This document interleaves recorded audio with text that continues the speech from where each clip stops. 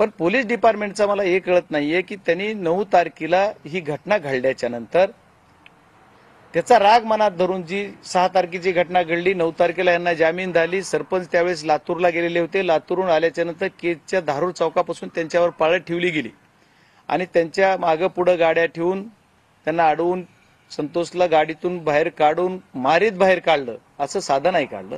आणि 3 वाजून काहीतरी 27 मिनिटाला 25 मिनिटाला घटना समजा 3:30च्या दरम्यान थोडी 10-5 मिनिटं अगोदर अशी घडली आणि त्यांना उचलून नेलं गेलं.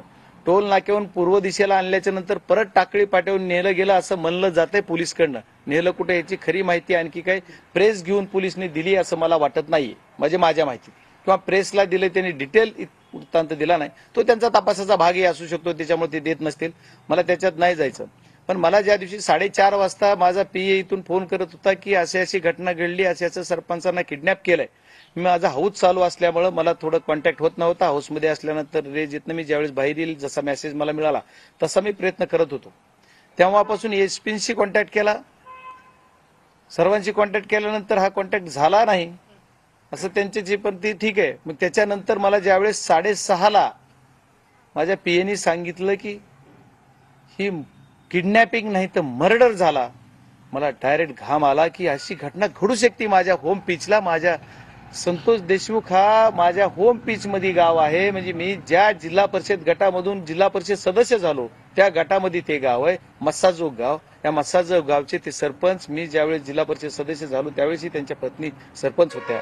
एवढा ऍक्टिव्हिटीने काम करणारा हा मुलगा 10 वर्ष झालं राजकारणामध्ये, पदावर त्यांच्या घरामध्ये पद आहे. एवढं काम करणारा कधी राजकारण कुठल्या गोष्टीत न आणणार. ठीक आहे, राजकीय एका गटाशी एका पक्षाची त्याची अटॅचमेंट जरी असली तरी पण तो खूप सुंदर काम करणारा, कुठल्या जातीय दंगलीत नाही, जातीयतेमध्ये नाही, कुठल्या राजकारणात फक्त राजकारण करणारा नाही. तर हा मुलगा एवढा सुंदर होता.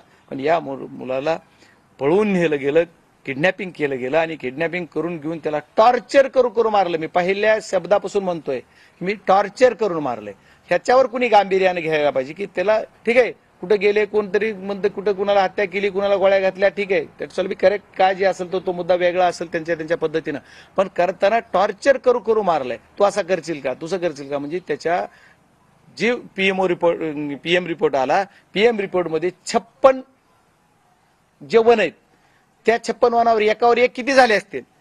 पण एक वन झाला तर त्याच्यावर आणखी किती झाले असते. पण त्यांच्या जी प्रथम दर्शनी त्यांच्या अहवालामध्ये आलेले 56 ठोके पडलेले आहेत. म्हणजे कुठं कुणचा डोळ्यावर लागला असेल, कुणी पाठीवर लागला असेल, कुठं पोटावर लागला असेल, फासुळ्या मोडलेल्या आहेत. एवढं टॉर्चर करू सारखे गुडघे गुरी छातीवर ठेवून त्याला बरगाड्या मोडल्यात. एवढं टॉर्चर करू मारायचं काम केलंय. म्हणजे असा काय गुन्हा केला होता त्याने. त्यांनी फक्त त्याच्या गावच्या वॉचमॅन जो आहे त्या वॉचमॅनला मदत केली आणि पोलीस स्टेशनला घेऊन गेला, हाच त्याचा गुन्हा होता का. त्याच्यामुळे यांनी एवढं मारलं गेलं. या गोष्टीचा तपास करणं सर्वात महत्वाचं आहे.